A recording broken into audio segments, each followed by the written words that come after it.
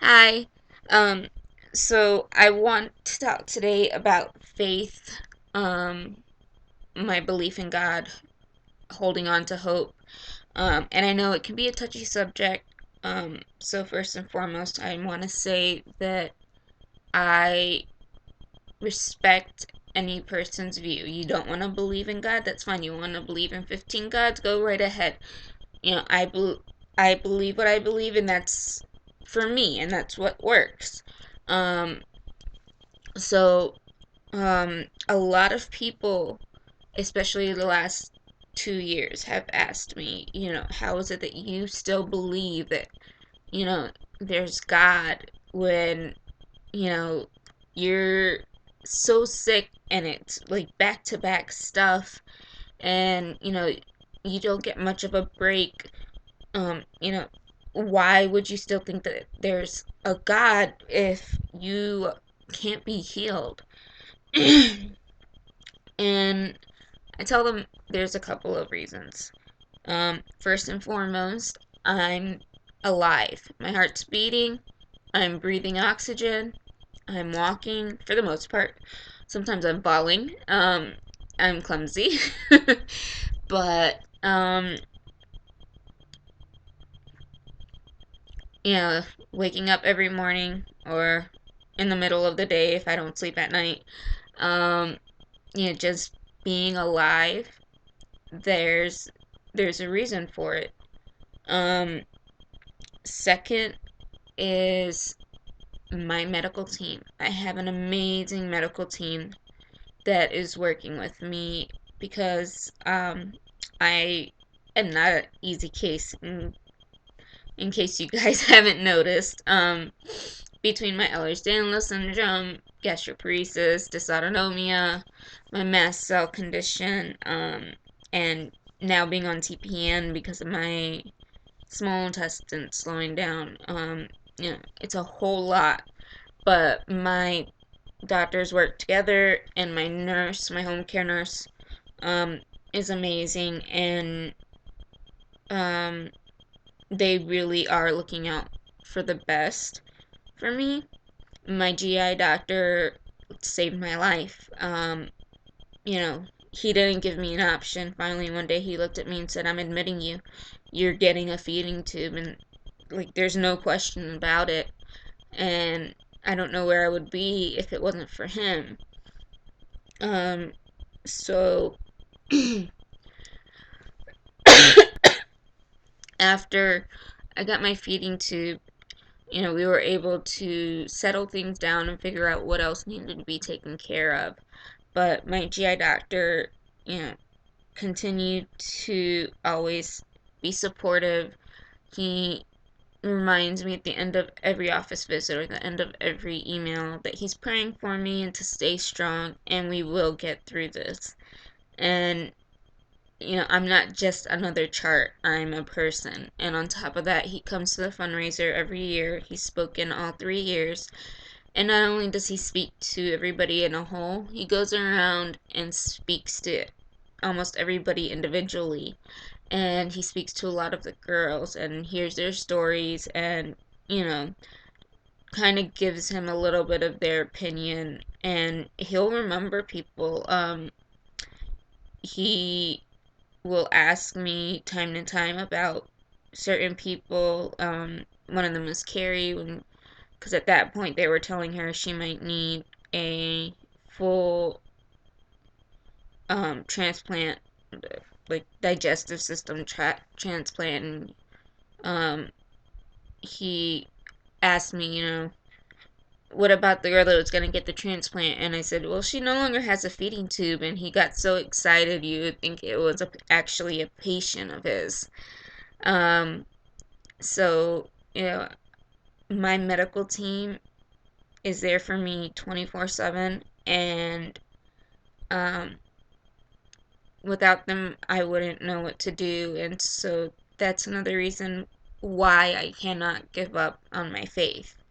Um, Family is another reason.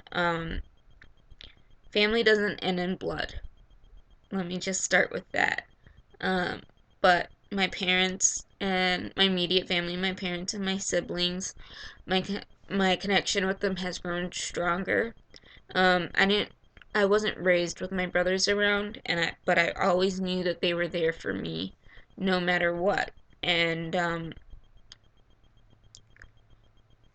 getting sick, and once they've seen me with my feeding tube or on my TPN, whichever one it was at the time that they were here, um, they've always supported me, whether it's buying shirts or sharing something on Facebook.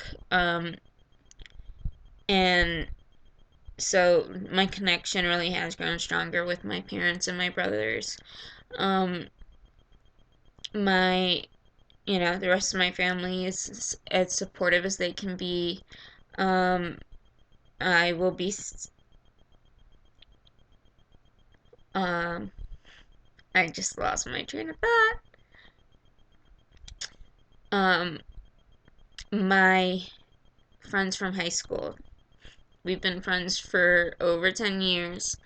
We live in 4 different states, and they are there for me 24/7. Um, when my best friend Susie was close to delivering her son, we sat down and we talked with my friend Anthony, who also lives in North Carolina, and everything was planned out. If I get sick and it's gastroparesis related, we're gonna go to this hospital. If it's anything else, we'll go to one of the other hospitals. There's someone who can help me if need be.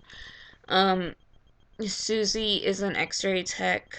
Amber is a nurse, and they're both willing to help me. Um, administer IV medications or my TPN or back when I was taking my medications through my tube feeds.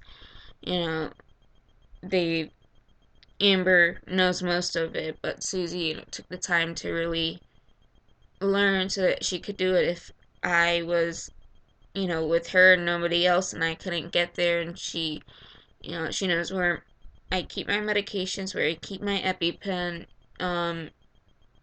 And so my relationship with my friends has grown a lot stronger. Um, their support is never ending. They come up on the Thursday before the fundraiser, and they get here usually early evening, like 6, 7 o'clock, and they leave Monday morning early, like 7, 8 o'clock in the morning. So really, they're there 3 whole days, and it's just to be there to support me. And this year I needed them, and I'm so lucky. And I had to thank God and thank them 1,000 times because I actually ended up in the emergency room Saturday before the Saturday night. Um, Tori was having some issues, and we were in the ER, and I ended up having an anaphylactic reaction, or I started to. And so I ended up in an ER room myself. And so my friends pretty much did everything from making the favors to, um, making sure all that goes into the fundraiser, like everything that has to be taken to the hall was, packed in my car. I walked in at like 8 o'clock in the morning and I was told to go to bed, get some sleep. Um, and they woke me up in time to get ready and leave. And they set up everything at the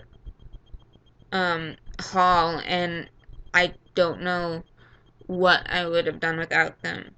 And my mom, of course. Um, so, my friends are a really big part of my faith. Um, my godsons and their little sister. Um, if there's anything that's ever gonna keep me fighting, it's because of my niece, my nephew, Susie's son, my godsons, and their little sister. These kids mean the world to me, and I will do whatever I need to do to be there for them. Um, my godson, when he was in kindergarten, um, I had just gotten my feeding tube, and he had a little assignment, and the assignment was to imagine you had $100, but you couldn't keep it. You had to give it away to a person of charity. To whom would you give it to?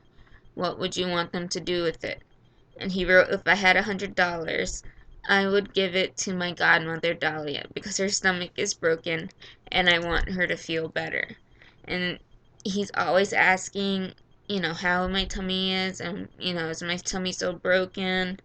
Um, he refers to my port, and that's because he was in kindergarten when I got my feeding tube, so I explained that it was special food that had to go into my tummy, and he he refers to anything that goes through my port as special water. So like I said, these kids keep me. My niece loves me the most. She will say that. You can ask her, who do you love grandma? No. Do you love grandpa? No. Do you love Dia? Yes, I love her the most. So these kids keep my faith strong because I know if anything, um, they're gonna be there and I can't let them down. Um, and then my Spoonie family. My Spoonie family has been huge in helping me. When I felt alone, I was able to find someone who could help me when I didn't know what was going on. There was people there that I could ask. Um, I've met so many inspiring, strong women, and I've been lucky to meet some of these people in person, um, from my fundraisers or um, when I was in North Carolina visiting if someone was in the area, or going somewhere and meeting someone. Um, I've had some really amazing people, um, who I consider my sisters. And so, um, again, like I said, my family keeps my faith strong and gives me hope. And when I'm down, they will pick me up and they won't let anything keep me down. Um, then the other thing that helps with my faith and gives me hope is I honestly feel I was put on this path for a reason. Once I initially started, an awareness, it was originally just going to be like an awareness wristband. Then I expanded to a t-shirt. Then I expanded to my Facebook page. And it kind of grew from there. And,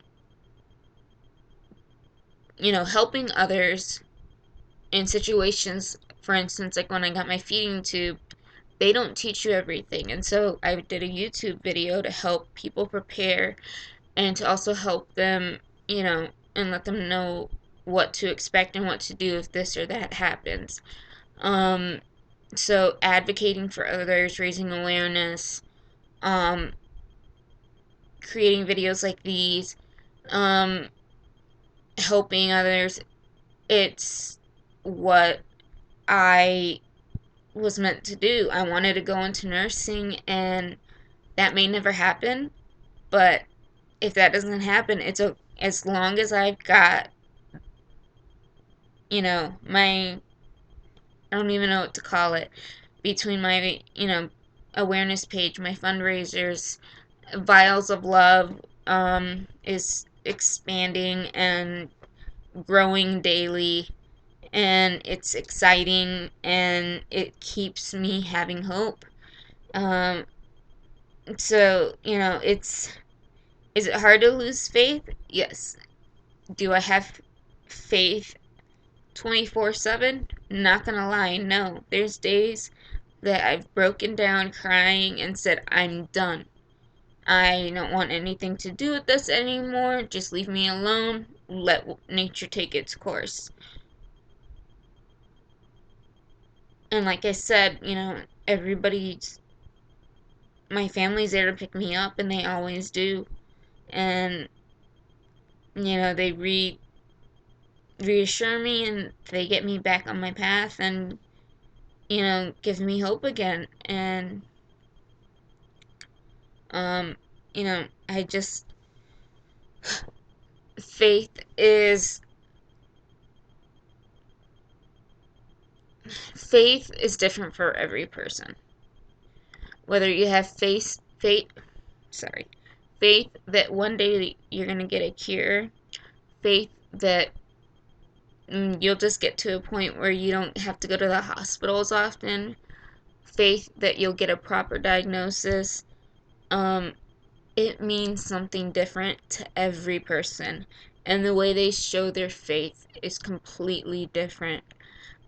I will pray multiple times a day, ask God to help me get through stuff. Um, Other people, they don't believe in it, and others are more religious. But um, so it's really individualized. But if you are having a hard time holding on to hope and keeping whatever faith is for you, um, turn to your support blocks, I guess you can call them. Family, friends. Um, remember that if you're up and you're breathing and you're awake and your heart's beating, that right there is enough to prove that, what you believe in you should still have hope for that. I'm very realistic about my situation. I know that there will more than likely not be a cure for any of my conditions in my lifetime. But, and throughout the years, my health will start to degenerate and things will get a lot harder for me.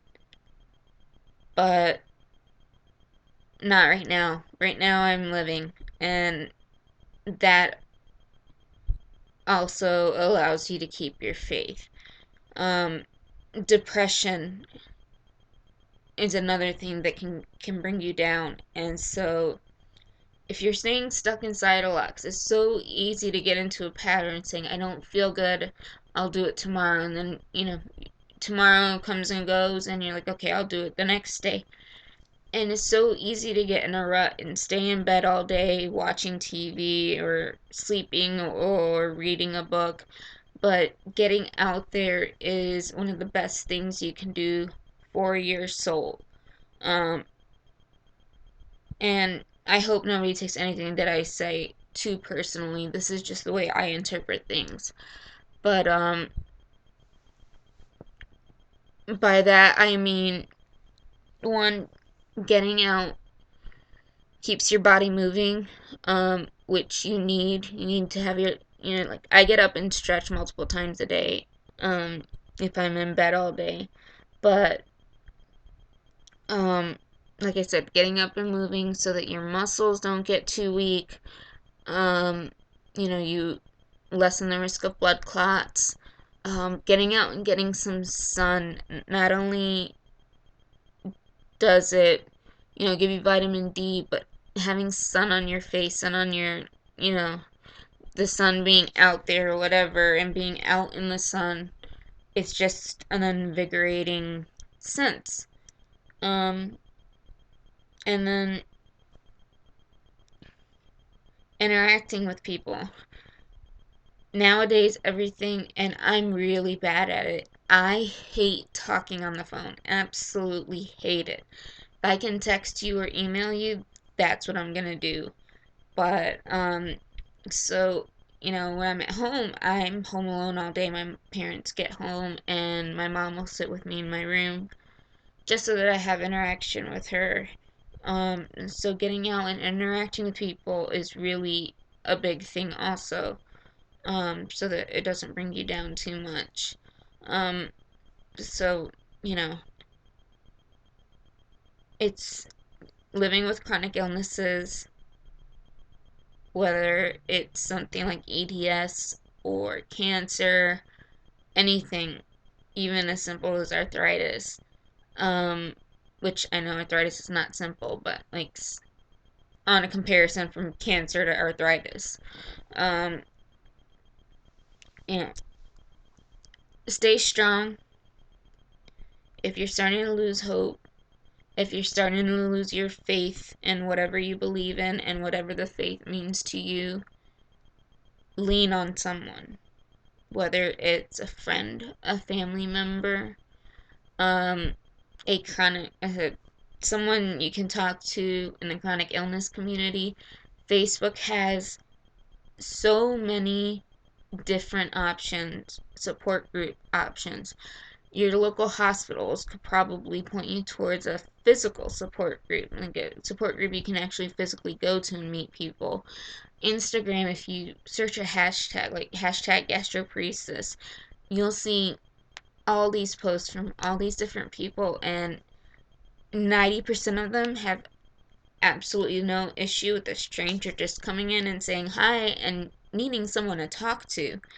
And that's also something that, I work really hard to do, is to be there for my sisters like they are for me. Um, and with that being said, you know, just remember you're alive, and that's huge. And you're not alone. Don't lose hope. Um, don't lose whatever faith means to you. And remember to just live each day. Live every moment. If there's anything that getting sick has taught me, it has given me the opportunity to